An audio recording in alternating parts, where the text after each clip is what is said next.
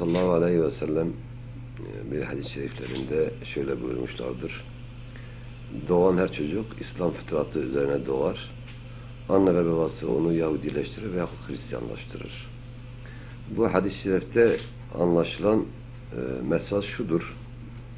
Yani İslam toplumunda doğan çocuklar Allah Celle Celaluhu kabul edilebilir, İslam dinini yaşayabilir bir fıtrat üzerine yaratılıyor. Allah onları o şekilde yaratıyor ve onun çevresi de onu etkiliyor. Yani onun inancında çevresinin etkisi %80 ve 90'lardır. Yani bu çocuğu ya yoluna çıkarır ya da doğru yola sokmada en büyük etken çevredir. Tabii çevre dediğimiz zaman neyi anlaşılır? Çevre dediğimiz zaman insanı etkileyen ailesidir, okul çevresidir. Bir de sürekli meşgul olduğu, alakadar olduğu günümüzde işte medya dediğimiz televizyon, basın, yayın, gazetelerdir. Bu anlamda çocuğun kişiliği üzerine ciddi etkisi var bu üç çevrenin: okul, aile, dışarı, bir de medya. Şimdi burada bahsedilen bu kötü diziler, buradaki amaçları nedir? Baktığımız zaman bunların amaçları Batı anlayışlı, Batı tipi aile modelini İslam toplumunda yerleştirmektir. Yani malum Batı'dan biz biliyoruz ki çocuk 18 yaşında girdikten sonra her türlü melanet yaptığı zaman ailenin ona karışma gibi bir hakkı yoktur. Kanunlarla bu koruma altına alınmıştır. Bu aile tipi İslam toplumuna uygun bir aile tipi değildir. Yani İslam toplumunun uzuvlarına uyum sağlanması da düşünülmez. Buna hedeflenen bir tanesi budur: aileyi bozma.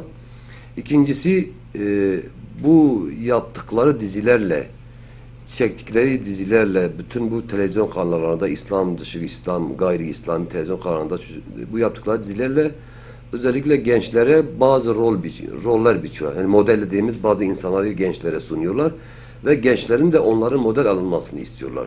Tabi bu model eğer iyi anlamda bir model tipi olsa elbette teşvik edilmesi gerekir.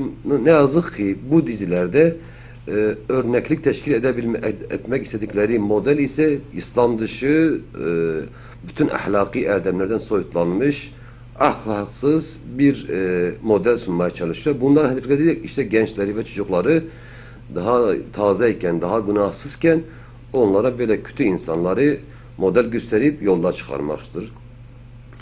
Üçüncüsü de özellikle televizyon ekranlarında alkolün çok sıkça içildiği, aile ortamlarından yemeklerde alkolün içildiği, yani alkolü içmeyi tabii bir hal, belki de aile olmanın bir gereği, belki o aile sohbetinden alkolün olmasa bir yeri vardır diye böyle bir imaj vermeye çalışıyor. Bununla da hedefledikleri hem ailede alkolü olumlamak, ailede alkolün olumlu bir şey olduğunu, olmazsa olmaz bir yiyecek gibi bir madde olduğunu oluşturmak, bir de alkolik bir gençlik yetiştirmektir.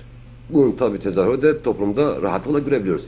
Yani özellikle okul dizileri de bahsetmiştim. Okul dizileri de hakeza çocukların dersten çok diğer ilişkilerle yoğun olarak meşgul olduklarını, dersten çok ahlaksızlıkla meşgul olduklarını gibi bir genç tipi yetiştirilmeye çalışıyor.